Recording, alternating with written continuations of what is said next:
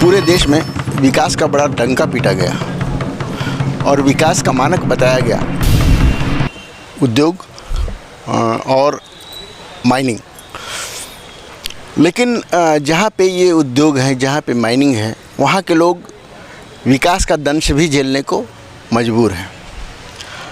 पहले पर्यावरण से संबंधित नुकसान, जैसे डस्ट का उड़ना, जहाँ माइनिंग एरिया है वहाँ दीवारों का दरकना ब्लास्टिंग से, इन सब चीज़ों के साथ साथ अब नया जहाँ पे पावर प्लांट है वहाँ पे फ्लाई ऐश एक बहुत बड़ी समस्या है।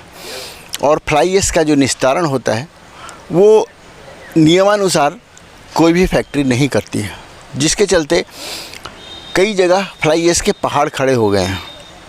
ये आने वाले दिनों में यहाँ के लोगों के लिए और जहाँ पे ये फ्लाई ऐश डंप किए जा रहे हैं वहाँ के पर्यावरण से लेकर के लोगों तक सबके लिए नुकसानदायक सिद्ध हो रहे हैं। उसको लेकर के एक पिटीशन दायर किया गया था और पिटीशन दायर किया था सामाजिक कार्यकर्ता हैं रिंचिन, उन्होंने की थी और उनके साथ और गांव के लोग थे पिटिशनर उसमें।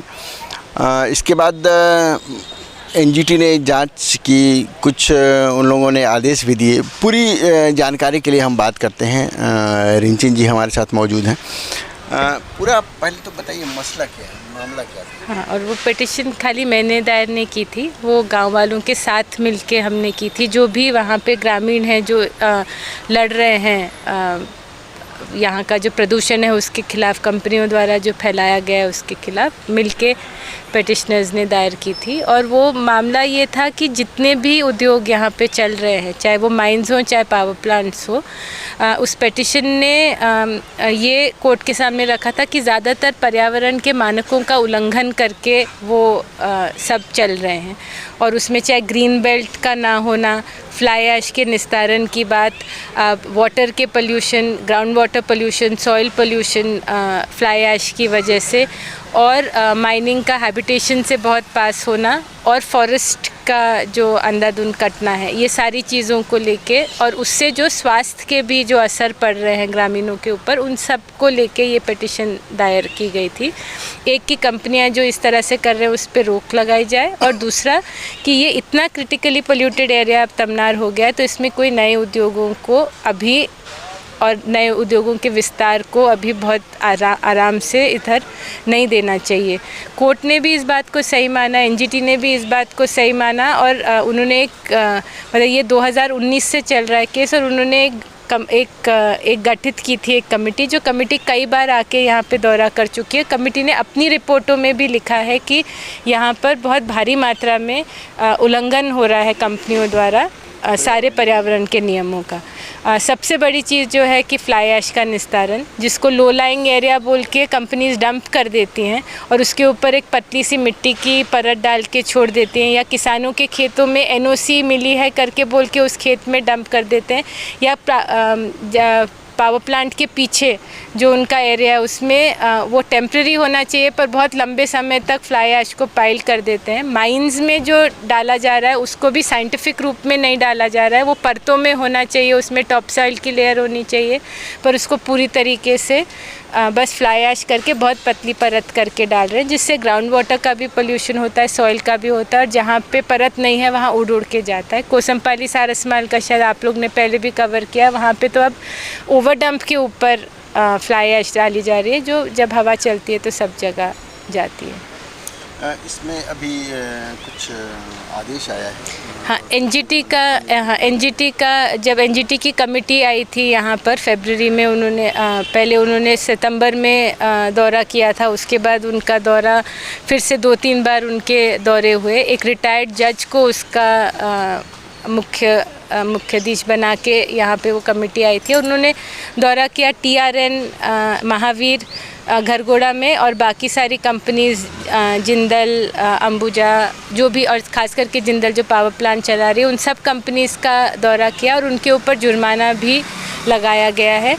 महावीर TRN का तो बहुत बड़ी मात्रा में फ्लाई ऐश के ढेर और जो कट के नदी में जाके पानी को खेतों में लेके जा रहे हैं, उन सब के ऊपर रोक और उनके ऊपर जुर्माने का एनजीटी ने ऑर्डर किया है, और ये ऑर्डर फरवरी में हुआ है और अभी इसका पालन होना है, पर बहुत सारी कंपनीज़ ने अभी तक अपना जुर्माना नहीं भरा है और अगली पेशी अगस्त में होगी।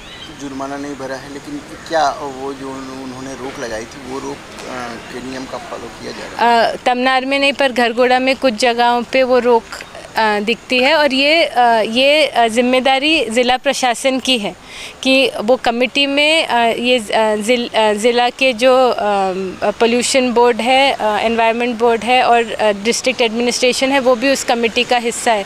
तो ये जिम्मेदारी उनकी है कि वो इसका पालन कराएं। जहाँ जहाँ नहीं हो रहा है वो भी हम जानकारियाँ लगातार उनको देते रहते हैं, फ़ोटोग्राफ्स के माध्यम से कमेटी के पास भी भेजते हैं। जिस तरीके से अभी 2 महीने पहले तमनार में ही फ्लाई ऐश को पहाड़ के ऊपर, मतलब जो डंप है उसके ऊपर, ओवरबर्डन के ऊपर डाला गया था। तो वो सारी चीज़ें जानकारी उनके पास है, उसके ऊपर कैसे कार्रवाई करनी है वो उनकी नेग्लिजेंस है और ये कोर्ट के सामने भी फिर पेश की जाएगी। क्या बोलते हैं ये पर्यावरण अधिकारी हों या जिला प्रशासन, क्या कहती है कि अगर वो नियमों का पालन नहीं करवा पा रही थी तो क्यों नहीं करवा पा रही? वो वैसा संवाद हमारा उनसे हुआ नहीं, उन्होंने कोई ऐसा जवाब नहीं दिया है, पर वो आपको उनसे पूछना चाहिए कि क्यों इस तरह का उल्लंघन अभी भी हो रहा है।